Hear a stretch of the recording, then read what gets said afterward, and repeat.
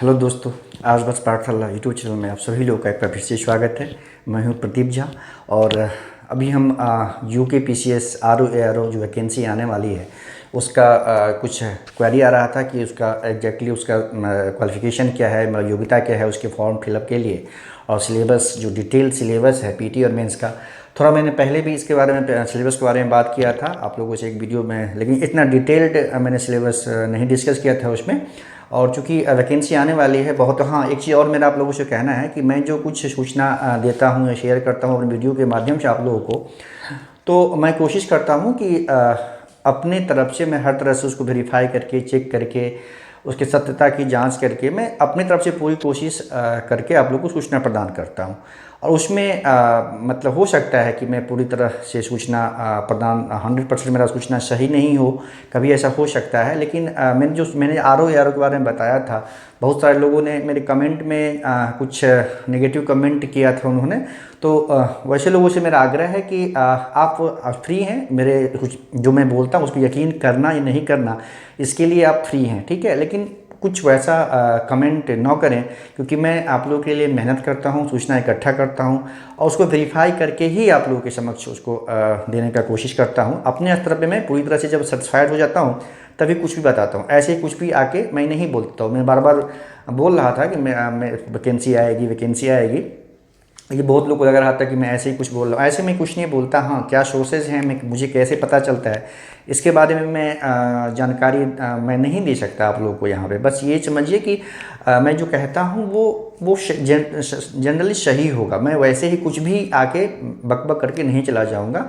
मैं वैसा इंसान ही नहीं हूँ, ना मेरी वैसी आदतें हैं, ठीक है। तो मेरा उन लोगों से विनम्र निवेदन है कि जो लोग अगर मेरी सूचना पर यकीन जिनको नहीं होता है, जो लोग यकीन करते हैं उनको तो कुछ कहना ही नहीं है, लेकिन जो लोग यकीन नहीं करते हैं ना, तो आप यकीन नहीं करें, ठीक है। उसके लिए आप फ्री हैं, वैसा कुछ नहीं है कि आपको यकीन करना ही है। आप यकीन ना करें, कोई दिक्कत नहीं है, लेकिन नेगेटिव कमेंट कम से कम, क्योंकि वो आपके मतलब संस्कार को बताता है, आपका कैसी सोच है उसको बताता है। आप मेरा मतलब कुछ यकीन करना नहीं करना, आप उसके लिए आप फ्री हैं, ठीक है। तो आप जैसे मैंने बताया कि वैकेंसी आएगी तो आएगी, वैकेंसी आ रही है। जैसे आप लोगों को अब तो बहुत सारे लोगों ने आरटीआई के माध्यम से आरटीआई आप लोगों को दिखा दिया है, शायद बहुत सारे यूट्यूब चैनल ने बताया है।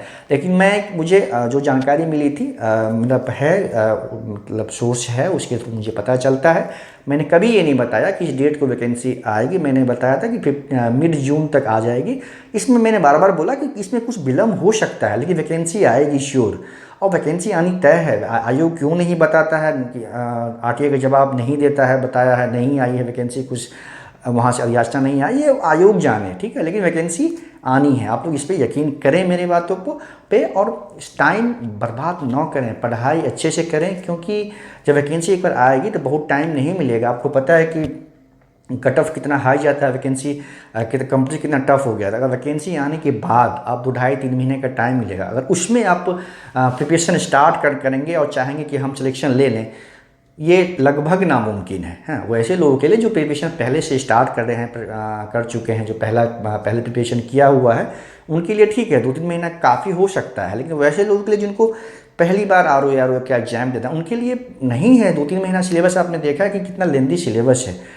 सिर्फ पीटी निकाल के ही खुश हो जाने से कुछ तो होगा नहीं। आपको फाइनल सिलेक्शन लेना है तो आपको अच्छे से अभी से लगना होगा, वैकेंसी का वेट नहीं करना है। मैं बार बार बोल रहा हूँ, वैकेंसी का वेट न करें और पूरे अच्छे से अभी से लग जाए। वैकेंसी आनी तय है। अभी सचिवालय का, जब मैंने पहले ही बताया था कि 114 पोस्ट के आसपास सचिवालय की वैकेंसी आयोग के पास पहुंच गया। बार बार बता रहा था, 10 पोस्ट जो है आयोग में ही 8 समीक्षा अधिकारी और 2 सहायक समीक्षा अधिकारी का पोस्ट। और इससे पहले तो सचिवालय और आयोग की वैकेंसी इकट्ठा आई थी 2016 में। आप लोग को याद होगा कि 181 वैकेंसी थी उस वक्त, है ना। तो इस बार संभवतः जो राजस्व परिषद है, जिसमें भी समीक्षा अधिकारी, सहायक समीक्षा अधिकारी की वैकेंसीज है, तो वो भी अधियाचना मिलेगा आयोग को समान प्रशासन विभाग या कार्मिक विभाग के थ्रू।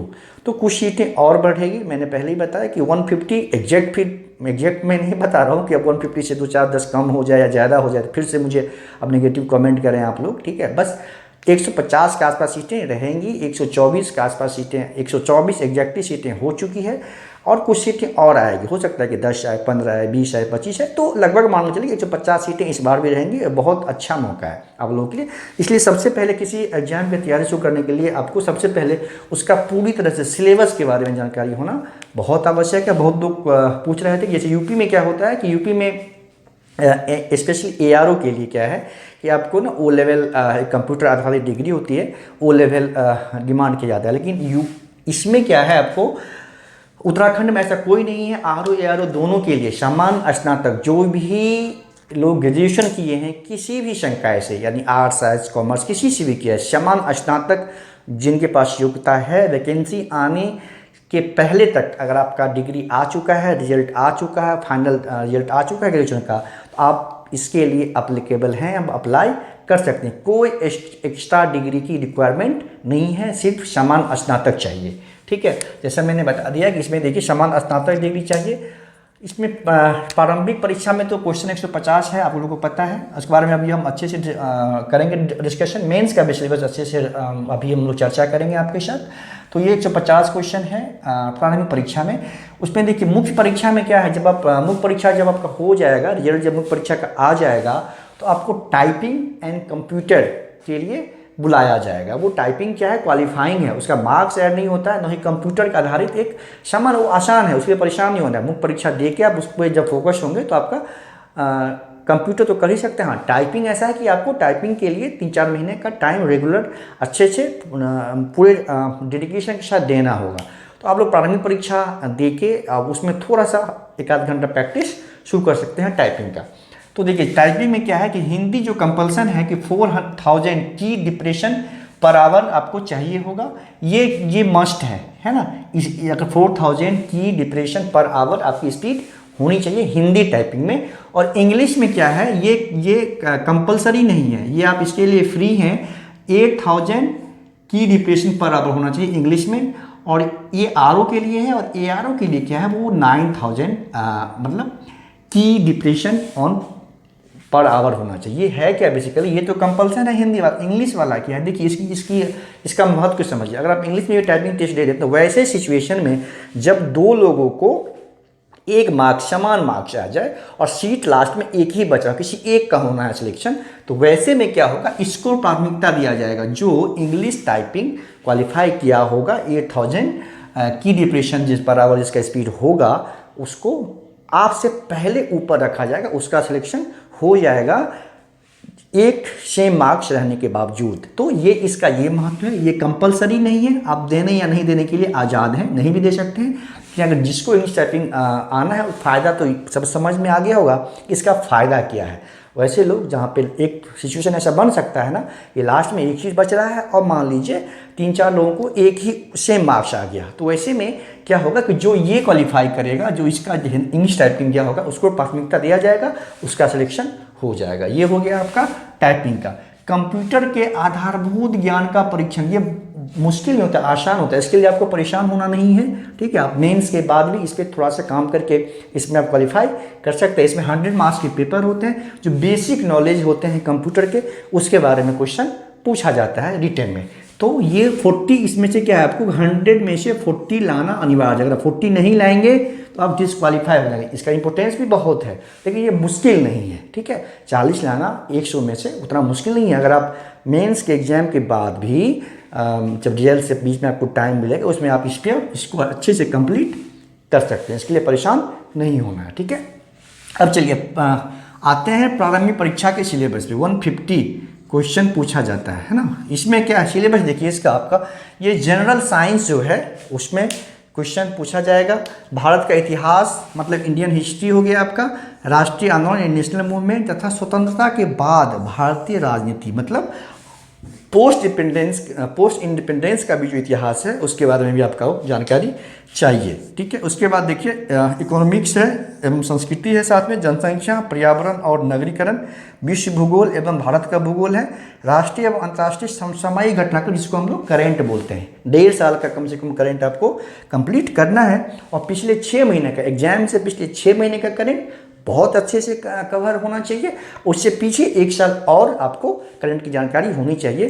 तो आप ये कह सकते हैं कि आपको 1.5 साल का 18 मंथ का करंट अफेयर्स आपको अच्छे से तैयार करके जाना पड़ेगा। ये हो गया। इसमें मैथ रीजनिंग पूछा जाता है। इसमें 30 क्वेश्चन आपको पूछा जाएगा और लगभग 20 के आसपास रीजनिंग और 10 आपका मैथ्स रहेगा। तो 20 + 10 के रेशियो में ये रीजनिंग होगा। ये भी मुश्किल नहीं होता, ये भी आसान होता है। रीजनिंग आसान होता है, मैथ्स भी आसान ही होता है। ये सेक्शन जब वैकेंसी आ जाएगा तो ये सेक्शन में आपको अच्छे से ऐसे करवा दूंगा मैथ्स रीजनिंग का, स्पेशली कि आपको जिसका मैथ्स रीजनिंग बहुत वीक है, जिन्होंने आज तक एक भी बार नहीं प्रैक्टिस किया है, नहीं पढ़ा है और डर लगता है, मैं भरोसा दिलाता हूँ कि 30 में से उनका भी स्कोर 25 के आस 25 प्लस होगा, 25 प्लस होगा स्कोर। इसका मैं भरोसा दिलाता हूँ कि मैथ रीजनिंग वैकेंसी जब नोटिफाई हो जाएगा तो मैं ये सेक्शन जो है आपका मैथ रीजनिंग बहुत अच्छे से करवा दूंगा।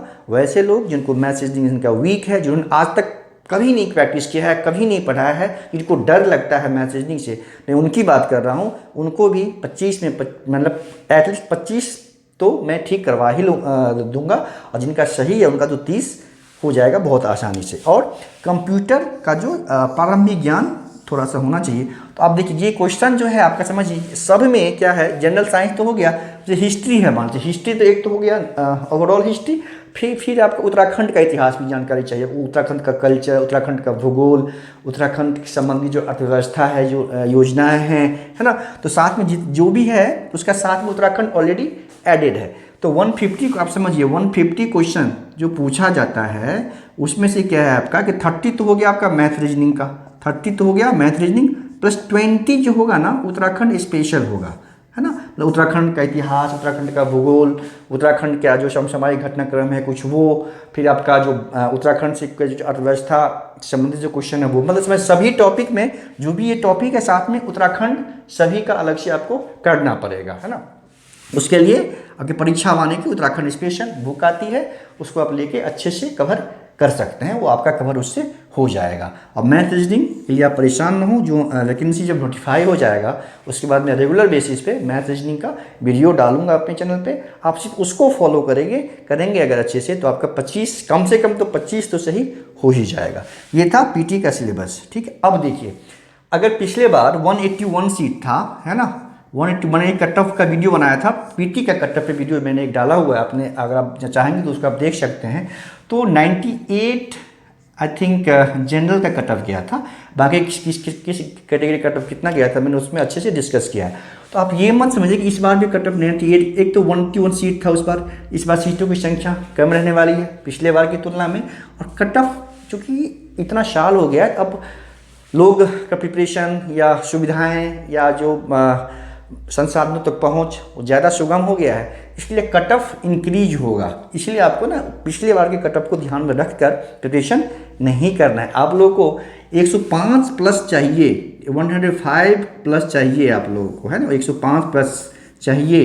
इसलिए आप लोग अच्छे से पढ़ाई करें, कोई भी सेक्शन को लाइटली न लें, पूरा सेक्शन को अच्छे से कवर करें, तभी आप 105 प्लस स्कोर कर पाएंगे। क्वेश्चन का लेवल भी ठीक ठाक रहता है, आसान नहीं होता कुछ भी, ठीक है। ये हो गया पीटी का सिलेबस। 20 लगभग 20 टाइम्स यूँ तो आयोग डिसाइड करेगा कितना गुना देता है, लेकिन साधारणतः 20 गुना रिजल्ट आयोग के द्वारा दिया जाता है, 20 गुना प्लस उसके बाद उस कट ऑफ पे जो लोग आ जाते हैं। तो आप ये हो गया हमारा प्रारंभिक परीक्षा का सिलेबस। मुख्य परीक्षा में देखिए, मेंस में क्या होता है, आपको 3 पेपर होते हैं। मैंने पहले भी डिस्कशन किया है इसके बारे में, लेकिन उस बार संक्षिप्त रूप से बताया था आपको, ठीक है। आज डिटेल सिलेबस का डिस्कशन कर रहे हैं। पहला पेपर जो होता है वो जीके का, जो पीटी में हमने पढ़ा, ये पोर्शन, यही पोर्शन होता है। उसमें मैथ रीजनिंग क्या होता है, नहीं पूछा जाता है। मैथ रीजनिंग सिलेबस में नहीं है, एक आध क्वेश्चन पूछ लिया जाए तो उससे चौंकना नहीं है, लेकिन सिलेबस में नहीं मेंशन है। तो इसमें 100 क्वेश्चन पूछा जाएगा आपको, है ना, 100 क्वेश्चन पूछा जाएगा जीके जीएस का। तो मैथ रीजनिंग का जो एरिया है वो सिलेबस में नहीं है, और बाकी 100 क्वेश्चन होगा जीके जीएस से। फिर देखिए पेपर 2 में हिंदी कन्वेंशनल होता है, मतलब हिंदी का आपको लिखित परीक्षा, रिटन ऑब्जेक्टिव नहीं होगा, आपको लिखने के लिए दिया जाएगा। उसमें क्या क्या पूछा जाता है, बहुत आसान होता है। 100 में आपको 70 प्लस मार्क्स लाना मुश्किल नहीं है। अगर आप अच्छे से तैयारी करेंगे हिंदी का तो 70 प्लस मार्क्स, 70 से 75 तक मार्क्स आपको हिंदी में ला सकते हैं। अब ऐसे देखिए संक्षेपण होता है, संक्षेपण में क्या है, आपको पता है कि 1/3 जो आपको कुछ संक्षेप में कुछ टॉपिक गिवन होगा उसको समझ के खुद के लैंग्वेज में जितना वर्ड लगभग वो है उसका 1/3 में आपको लिखना होता है संक्षेपण। ठीक है, तो संक्षेपण का हेडिंग का नंबर होता है 4, संक्षेपण का नंबर होता है 10, और संक्षेपण में क्या होगा, कुछ कुछ लाइन आपको अंडरलाइन कर दिया जाएगा, है ना, अंडरलाइन कर दिया जाएगा। उस लाइन को अलग से आपको एक्सप्लेन करना पड़ेगा। जो अंडरलाइन है 2 या 3 अंडरलाइन होगा, जो 6 है तो अंडरलाइन होगा, 2 हो, 3 भी पूछा सकता है, 3 अंडरलाइन पोर्शन होगा। जितने भी अंडरलाइन पोर्शन होंगे उसको सबको आपको एक्सप्लेन करना होगा, तो उसका नंबर 6 होगा, है ना, उसका नंबर 6। इस तरह से देखिए आप कि 20 नंबर तो आपको सिर्फ संक्षेपण में आ गए। इसमें आप क्या देखिए, अगर आप हेडिंग अच्छा देंगे तो ये मार्क्स आ जाएगा, तो इसमें आप 15 के आसपास नंबर ला सकते हैं संक्षेपण में। अगर अच्छे से प्रैक्टिस करेंगे, जो वर्ड लिमिट है उसका आप ध्यान रखेंगे, और एग्जैक्ट अगर आप हेडिंग डिसाइड करने में सक्षम हो जाएंगे तो आपको 15 के आसपास मार्क्स आप आसानी से पा जाएंगे उसमें। ठीक है, तो उसके लिए आपको प्रैक्टिस करना पड़ेगा। अब मैं जब प्रारंभिक परीक्षा हो जाएगी उसके बाद फिर उस पर एक दिन आके बताएंगे कि किस बुक से कौन सा एरिया आप कवर कर सकते हैं मेंस के लिए। ठीक है, संक्षेपण। उसके बाद क्या है कि सरकारी पत्र का सारणीय रूप, ये बहुत आसान होता है। ठीक है, टेबुलर, उसको टेबुलर फॉर्म होते हैं, जो सरकारी पत्र होता है उसको टेबुलर फॉर्म में अरेंज करना होता है। 4-5 टेबल बना के उसमें उसका सब्जेक्ट क्या है, कौन भेजा है, किसको भेजना है, सब्जेक्ट क्या है, ये सब उसको टेबुलर फॉर्म में एक्चुअली उसको सेट करना होता है। ये 15 मार्क्स का होता है, ये आसान होता है। ठीक है, तो इसमें भी आप ना 10 मार्क्स बहुत आसानी से ला सकते हैं, 10 मार्क्स इसमें ला सकते हैं। आप देखिए पत्राचार हो गया। पत्राचार मतलब आपको 3 लेटर पूछा जाएगा उसका, ये है 3। पहला है शासकीय अशासकीय पद, कार्यालय आदेश, कार्यालय ज्ञाप, एक साथ है ये। फिर तीसरा में विज्ञप्ति, परिपत्र, टिप्पणी। ये 3 अलग अलग फॉर्मेट होगा। इसको आपको फॉर्मेट भी पूछा जा सकता है या अलग से लेटर जो लिखने में पूछा जाता है एप्लीकेशन। तो ये 3 लेटर आपको लिखना पड़ेगा, और एक का मार्क्स होगा 15। इसमें क्या होता है बेसिकली, क्योंकि RO का महत्वपूर्ण काम है ड्राफ्टिंग करना, है ना।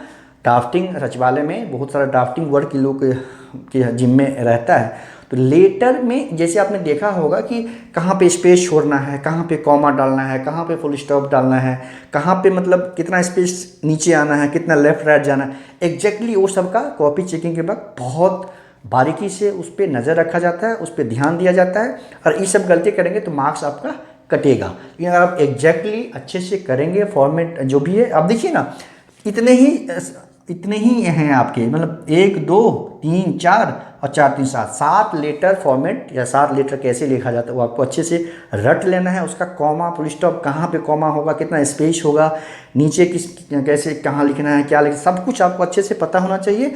और इसमें आपको 3 लिखना है, 15 × 3 यानी 45 मार्क्स के। तो आप इसमें अगर चाहेंगे ना तो आप इसमें 35-36 तक मार्क्स, 30+ तो आप आराम से ला सकते हैं, 35-36 तक भी मार्क्स ला सकते हैं। ये डिपेंड करता है कि आप कितना एक्यूरेट लिखते हैं, ये आप पे निर्भर है। ये हो गया आपका।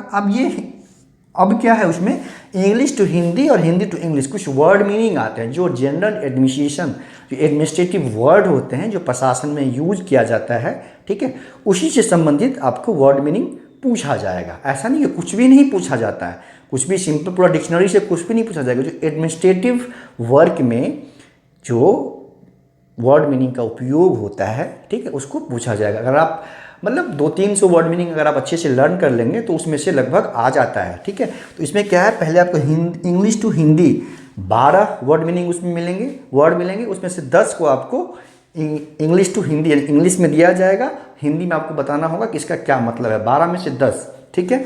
उसी तरह से हिंदी टू इंग्लिश भी क्या होगा, 12 वर्ड रहेगा, उसमें हिंदी में लिखा रहेगा, उसका अंग्रेजी मीनिंग क्या होता है, अंग्रेजी रूपांतरण क्या होता है, वो आपको बताना होगा। इस तरह से अगर आप अच्छे से करेंगे तो इस सेक्शन में देखिए आप 70+ मार्क्स ला सकते हैं। इसके लिए आपको बहुत मेहनत करने की जरूरत नहीं पड़ेगी, बस वही है एग्जैक्टली आपको थोड़ा सा स्मार्ट वर्क करना पड़ेगा, आपको 70+ मार्क्स बहुत आराम से आ जाएगा। इसमें भी है GK GS जो 100 क्वेश्चन है, उसमें भी आप 70 के आसपास मार्क्स ला सकते हैं। ठीक है, अब देखिए, अब आता है एस्से का सेक्शन। एस्से का सेक्शन क्या है, एस्से 3 सेक्शन होता है, 3 एस्से आपको लिखना होगा, और प्रत्येक सेक्शन में 2-3 टाइप के एस्से पूछा जाएगा, उसमें से कोई एक सेलेक्ट करके आपको लिखना होगा। पहला 2 एस्से जो होगा उसका मार्क्स होता है 35, और थर्ड एसे का मार्क्स होगा 30। तो 35 नंबर का 2 एसे पूछा जाएगा और 30 नंबर का 1 एसे पूछा जाएगा। तो अब पहला जो पार्ट है, देखिए पहला पार्ट में क्या क्या होगा, जैसे साहित्य एवं संस्कृति, ये मतलब लिटरेचर से, साहित्य से संबंधित 1 एसे पूछा जाएगा। उसमें दूसरा रहेगा सोशल सेक्टर जो होता है, सोशल सेक्टर से 1 एसे रहेगा, और पॉलिटिकल सेक्टर से, राजनीतिक क्षेत्र से 1 एसे रहेगा। इस सेक्शन में क्या है, आपको 3 एसे पूछा जाएगा, उसमें से आप कोई एक सेलेक्ट करके आप लिख सकते हैं। मतलब 3 ऑप्शन होगा, उसमें कोई एक आपको चूज करना है। उसी तरह से सेकेंड जो पोर्शन होगा जो ऐसे का, उसमें आपको साइंस एंड टेक्नोलॉजी, विज्ञान प्रौद्योगिकी, आर्ट, इकोनॉमिक क्षेत्र, कृषि एवं व्यापार, ये इसमें भी 3 ऐसे आपको दिया जाएगा। उसमें से कोई एक जिसमें आप कंफर्ट हैं, जो एरिया आपको अच्छा लगता है, जिसका आपने तैयार कर रखा है, कोई एक चूज करके आप उसमें उसको लिख सकते हैं। तो इससे में भी आपको ऑप्शन मिलेगा, 3 इसमें से 3 इसमें मिलेगा, 1 लिखना है, 3 यहाँ मिलेगा, उसमें से 1 लिखना है। और लास्ट सेक्शन जो है आपका, उसमें जो करंट इवेंट्स होता है पहला, इसमें भी आपको 3 ऐसे मिलेगा, उसमें से कोई एक सिलेक्ट करके आपको लिखना होगा। उसमें 3 ऐसे में टॉपिक क्या क्या होगा कि राष्ट्रीय एवं अंतर्राष्ट्रीय घटनाक्रम ये होगा, फिर प्राकृतिक आपदाएं, जैसे डिजास्टर मैनेजमेंट, डिजास्टर जो होता है ना, डिजास्टर से संबंधित 1 ऐसे आपको पूछा जाएगा। उत्तराखंड में तो वैसे भी बहुत डिजास्टर होता है, तो इसमें से टॉपिक हो सकता है आपका भूस्खलन होगा, चक्रवात हो सकता है, भूकंप हो सकता है, बाढ़, सूखा, इससे संबंधित कोई ऐसे पूछा जाएगा। और भारत सरकार द्वारा या राज्य सरकार द्वारा उसके इम्पैक्ट को कम करने के लिए क्या उपाय किया गया है, ये सब संबंधित क्वेश्चन उसमें पूछा जाएगा। तो एक टॉपिक हो गया नेशनल इंटरनेशनल जो इवेंट्स होता है उससे, ठीक हो गया आपका डिजास्टर से। एक होता है राष्ट्रीय विकास योजनाएं, जो केंद्र सरकार यानी भारत सरकार द्वारा जो राष्ट्रीय स्तर पर पिछले 1-2 साल में जो भी महत्वपूर्ण योजनाएं चलाई गई है, उसमें से कोई एक आपको ऐसे के रूप में दे दिया जाएगा। तो आपको ध्यान रखना है कि पिछले 1-1.5 साल में जो भी महत्वपूर्ण योजनाएं भारत सरकार द्वारा जो जारी किया गया है या शुरू किया गया है, उसको आपको तैयार रखना है। क्योंकि ये जो एस्से है ना, ये बेसिकली एस्से नहीं, ये जीएस है। इसमें अगर आप 30 नंबर का जो एस्से है, अगर आप इसको सिलेक्ट करेंगे, कि योजना, इसमें फैक्ट पूछा जाता है, योजना है उसमें क्या क्या बातें हैं, उसका क्या क्या मतलब इम्पैक्ट हो सकता है, कैसे भारत को फ़ायदा होगा, राज्य को फ़ायदा होगा, भारत के लोगों को फ़ायदा होगा। तो फैक्चुअल डिटेल पे बेस्ड वो योजनाएं होती है, उसमें क्या क्या बातें हैं बेसिकली ना, उसको आपको डिटेल में एक्सप्लेन करना होगा। और कैसे हमारे देश के लिए, हमारे राज्य के लिए, या हमारे देश के नागरिकों के लिए, या हमारे राज्य के लोगों के लिए कैसे फ़ायदेमंद है, इसके बारे में आपको बताना होगा। तो ये ऐसे का एक टॉपिक है। मेरा सलाह ये होगा आप लोगों को कि इसमें से तो आप लोग यही लिखें कि योजनाएं होता है, इसमें आपको 30 में आपको 22-23 नंबर मिल सकता है। ठीक है, तो इस तरह से आप समझिए कि इसमें 100 मार्क्स में आप 60 के प्लस आसपास मार्क्स ला सकते हैं। ऐसे में भी अगर आप अच्छे से तैयार करेंगे तो 70 यहाँ, 70 है वहाँ, 140 और 70 यहाँ हो गया, आपका 70 140 हो गया, और आपका इधर भी 65-70 के आसपास आप मार्क्स ला सकते हैं। ऐसे अगर आप 200 प्लस मार्क्स लाएंगे ना, तभी आपका सिलेक्शन होगा, स्पेशली आरओ के लिए, है ना। आरओ के लिए आपको 200 प्लस मार्क्स लाने होंगे मेंस में। हाँ, एआरओ का कट ऑफ कुछ कम जाता है, बहुत कम नहीं जाता है, कुछ कम जाएगा, 5-7 नंबर कम जाएगा एआरओ के लिए। लेकिन आरओ आपको अगर चाहिए आपको, तो मेंस में आपको 200 प्लस मार्क्स लाना पड़ेगा, है ना, लाना पड़ेगा। इसलिए आपको अभी से ऐसे तैयारी करना है कि एक पोर्शन जो आप पीटी में जो पढ़ रहे हैं ना, 100 मार्क्स का मेंस में भी वही पोर्शन है। तो आप देखिए पीटी से पीटी नहीं पास करना, 100 मार्क्स का आपको मेंस का भी वही सिलेबस है। इसलिए इसको इतना अच्छा से करें, उधर आपका 70-75 प्लस मार्क्स आप बहुत आसानी से कर सकें। इसलिए बहुत अच्छे से तैयारी करनी है। और मैं जल्दी ही एक वीडियो लाऊंगा जिसमें आपका मेंस पीटी का कट ऑफ मैंने बताया है आपको कैसे गया था, 2016 में कितना गया था, और एक वीडियो लाऊंगा जिसमें पीटी का भी और मेंस का भी कट ऑफ कितना गया था 2016 में, उसके बारे में आप लोगों को बताऊंगा, ताकि आप लोग को और मोटिवेशन मिले और आप लोग और पढ़ने में मन लगे और पूरी जी जान से मेहनत करने का हौसला मिले, और एक सीट अपना आप लोग फाइनल लिस्ट में अपना ज़रूर सक्षम हो लाने में। क्योंकि ये नौकरी बहुत अच्छी नौकरी है सबके लिए। आपको पता है कि इसका मैंने एक वीडियो बनाया था इसके सैलरी को लेके भी, ताकि आप लोग को मोटिवेशन मिले। अगर इससे संबंधित कोई भी क्वेरी हो तो आप लोग ज़रूर कमेंट में पूछ सकते हैं। और उन लोगों से हाथ जोड़ के निवेदन है कि मेरे किसी बातों से अगर किन्हीं को ठेस पहुंचती हो तो उनके लिए मैं सिर्फ क्षमा मांग सकता हूं और कुछ कर नहीं सकता। लेकिन प्लीज़ आप लोग नेगेटिव कमेंट ना करें। आप यकीन करने या नहीं करने के लिए आप स्वतंत्र है। ठीक है, चलिए ये मुझे आज ये सिलेबस करना था आप लोगों से अच्छे से डिस्कशन डिटेल्ड में। वैकेंसी आने वाली है, आ जाएगी, जल्दी ही आने वाली है।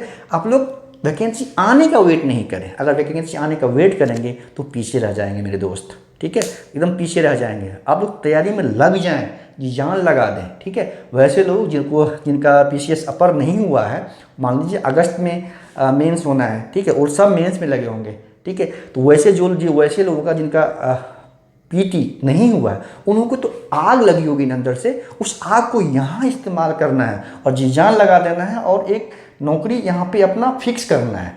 ऐसे पढ़ना है कि एक नौकरी फिक्स करें एकदम। उसको जो नेगेटिव हुआ है वहाँ रिजल्ट ना, उसके गुस्से को यहाँ निकालना है और अपना सिलेक्शन फाइनल करना है। चलिए ठीक है, इसी के साथ हम मिलते हैं। फिर अन्य कुछ और सूचनाएं मिलती है उसको आपको ज़रूर बताएंगे आकर। मैं कोशिश करता हूँ, मैं कुछ भी आप देखते होंगे, मैं कुछ भी आके सूचना नहीं दे देता। जब सूचना कुछ होती है तभी मैं देता हूँ। तो आप लोग बस यकीन करें और ऐसे ही मेरा हौसला बढ़ाते रहें और ऐसे ही मैं आप लोगों को सूचना देता रहूं। और इसका जो मैथ्स और रीजनिंग का सेक्शन है 30 क्वेश्चन का, उसको मैं ज्यों ही वैकेंसी नोटिफाई हो जाएगा तो हर एक दिन रेगुलर बेसिस पे इस पे मैथ्स रीजनिंग पे वीडियो लाऊंगा। और यकीन करें कि 25 क्वेश्चन तो आप लोग मैथ्स रीजनिंग में सही कर ही ले जाएंगे। चलिए मिलते हैं जल्द ही किसी और सूचना के साथ, तब तक के लिए धन्यवाद।